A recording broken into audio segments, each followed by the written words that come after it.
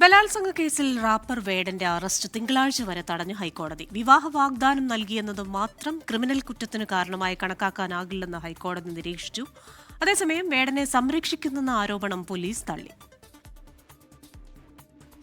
വേടന് ജാമ്യം നൽകാതിരിക്കാൻ മതിയായ കാരണങ്ങളുണ്ടെങ്കിൽ വ്യക്തമാക്കാൻ കോടതി പരാതിക്കാരിയോട് ആവശ്യപ്പെട്ടു. വേടനെതിരെ നിരവധി പെൺകുട്ടികൾ ആരോപണങ്ങൾ ഉന്നയിച്ചിട്ടുണ്ടെന്നും ജാമ്യം നൽകിയാൽ സമൂഹത്തിന് തെറ്റായ സന്ദേശം നൽകുമെന്നും പരാതിക്കാരി പറഞ്ഞു. മറ്റു കേസുകൾ മുന്നിലില്ലെന്ന് കോടതിയുടെ മറുപടി. പോലീസ് വേടനെ സംരക്ഷിക്കുന്നുവെന്ന ആരോപണം Kochi city police commissioner Putta വിമലാദിത്യയും തള്ളി. വേടൻ ഇപ്പോൾ എബ്സ്കോണ്ടിങ് ആണ്. അപ്പോൾ അവർ ആൻറ്റിസിപ്പേറ്ററി ബെയിൽ മൂവ് ചെയ്തിട്ടുണ്ട് കുറേ ദിവസം മുമ്പ്. അത് കോടതിയുടെ പണികളിലാണ്. അപ്പോൾ കോടതിയുടെ നിർദ്ദേശങ്ങൾ മറ്റ് അതിൻ്റെ അനുസരിച്ചായിരിക്കും നമ്മൾ അടുത്ത് ചെയ്യാൻ പോകുന്ന പരിപാടികൾ.